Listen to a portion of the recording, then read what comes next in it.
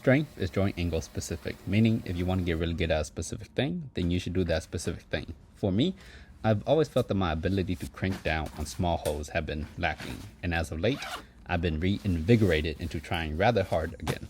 On a good day, like today, I climb on the best spray wall in the world. Okay, it might not be the best, but this is where I have my most important session of the week and where I climb the hardest.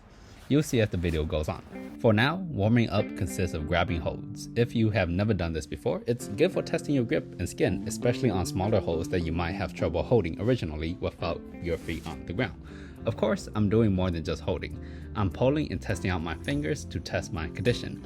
Though, for the most part, I won't really know my true condition until I'm about halfway through my session. Funnily enough, one of my holes broke out of nowhere, but since the remaining piece still has an edge to it, I kept it.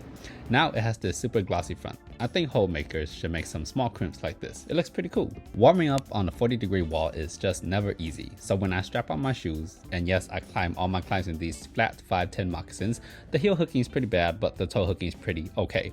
Overall, I just like that they're comfortable.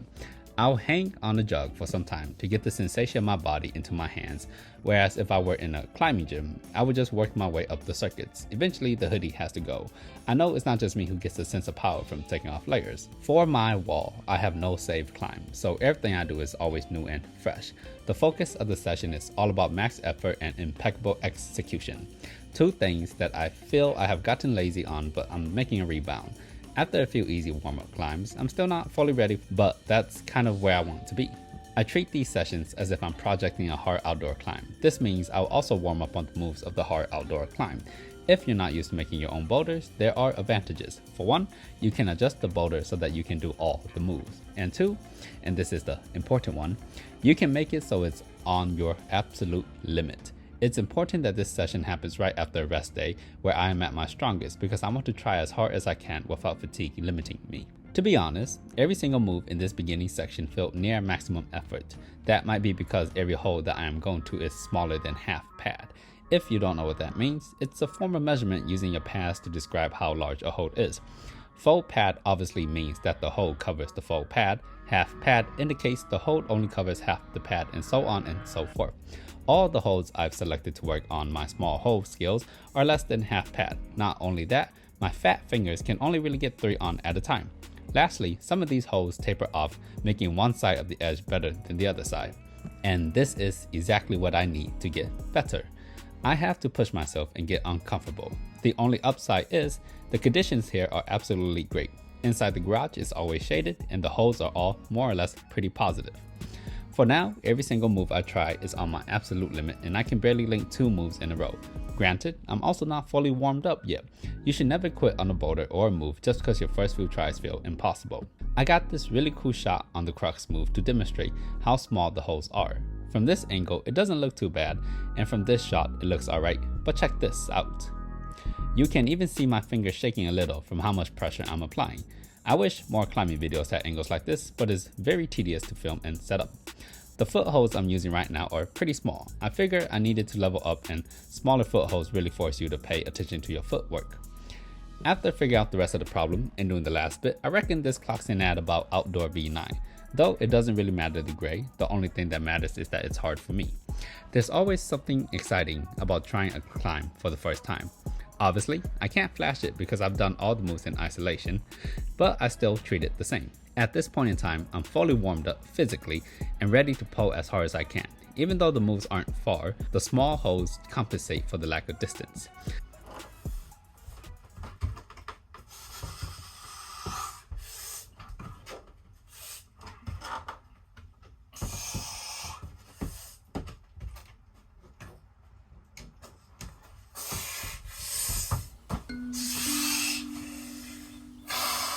I fall, and instead of being upset, though I am, I take time to figure out what went wrong. After climbing for so many years, I can immediately tell what went wrong even before my feet hit the mats.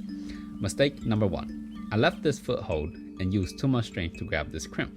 Though I managed it, I knew it was a mistake right away. Later on, I tried this move again in the same way, and there's just no way I could do it again. It goes to show that just because you can do a move using strength, it doesn't mean you should. The second mistake, I bumped my foot against the wall, and that was enough to take my other foot off, causing me to fall. It's the small details in climbing that make all the difference. You can't neglect them if you want to get better. You also can't neglect what a full rest can do for you.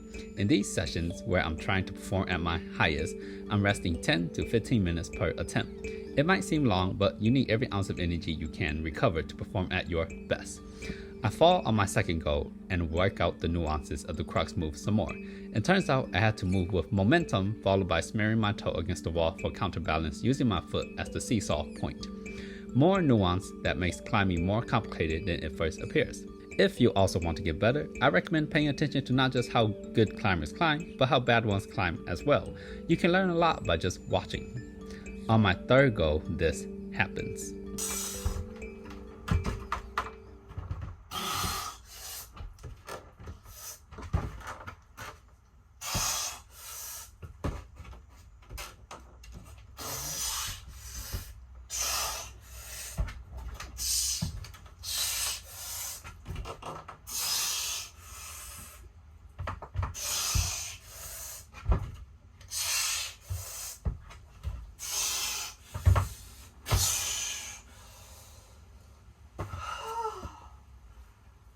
Nice.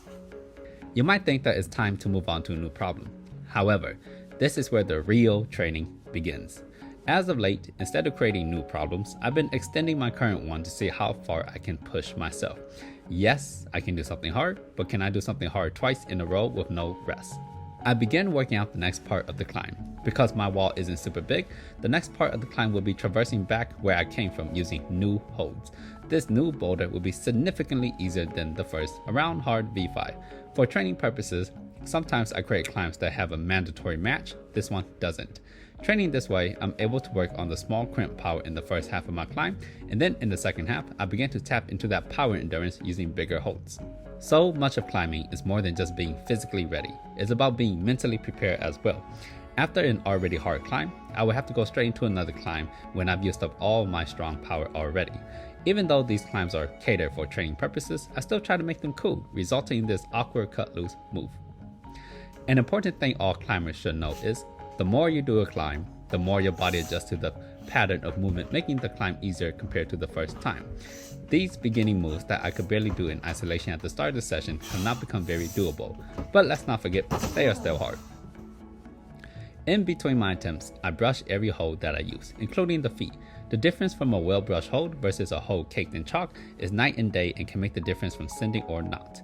As I climb, you can hear me breathing, hissing out air. It's kind of annoying, to be honest. However, it helps me time my breath along with my movements. I only ever do this when I'm trying rather hard.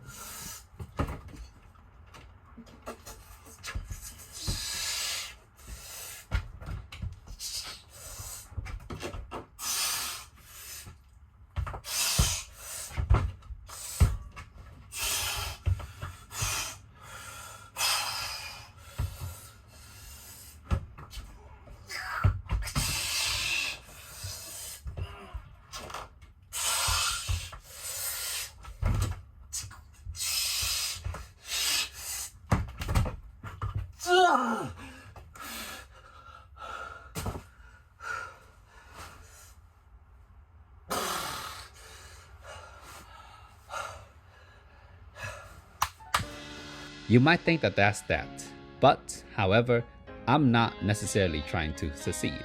I'm trying to almost fail against my own will. The next segment I'm adding to this climb is another V5.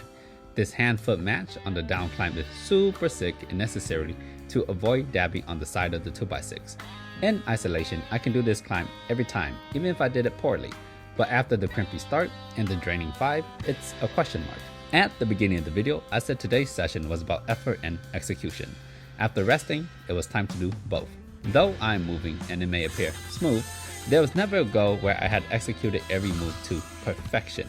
A big part of execution is moving through the small mistakes and focusing on the next moves. Effort comes in when you don't think you can hold on anymore, but you somehow persevere and squeeze water from stones.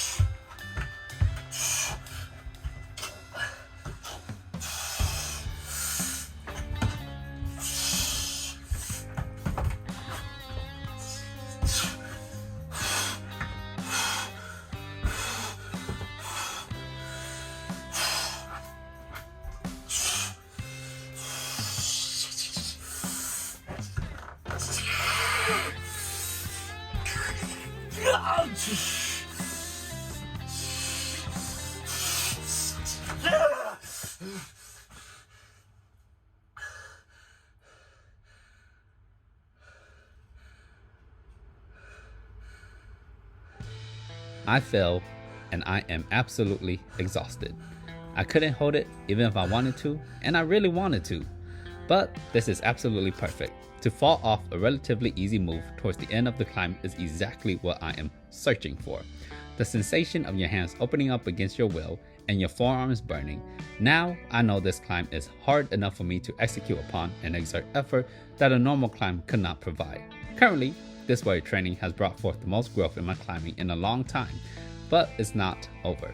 I think I can do this, and even if I can't, I really want to. After 20 minutes full rest, just touching the start hose and pulling feels impossible. My skin hurts and my fingers are tender. Still, I pull with the expectations of success.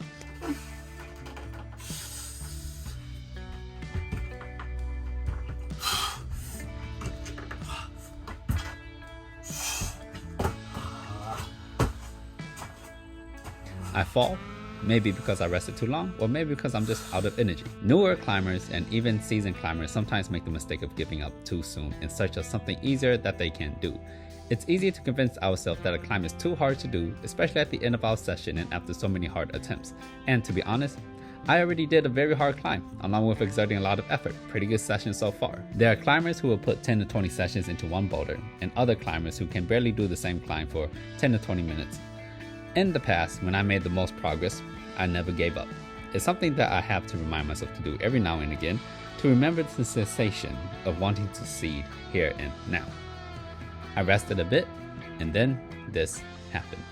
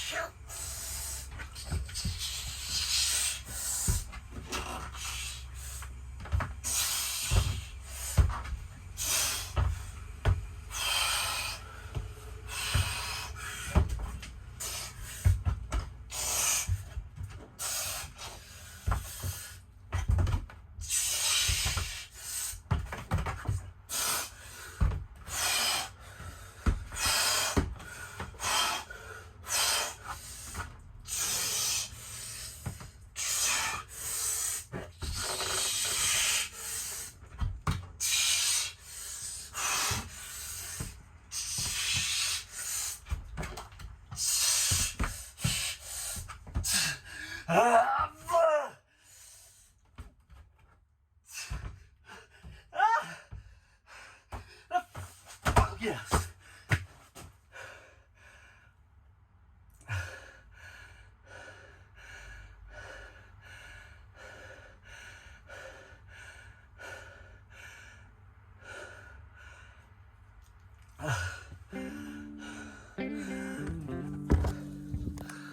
One of my favorite things about climbing is, even when the moves feel harder than they ever had, and they surely did on this last go, and you think you're going to fall, which I definitely did, through immense effort and execution, you can prevail. Lately, my first climbing session of the week has looked like this. I don't always get to climb, I set for myself, but today, I did.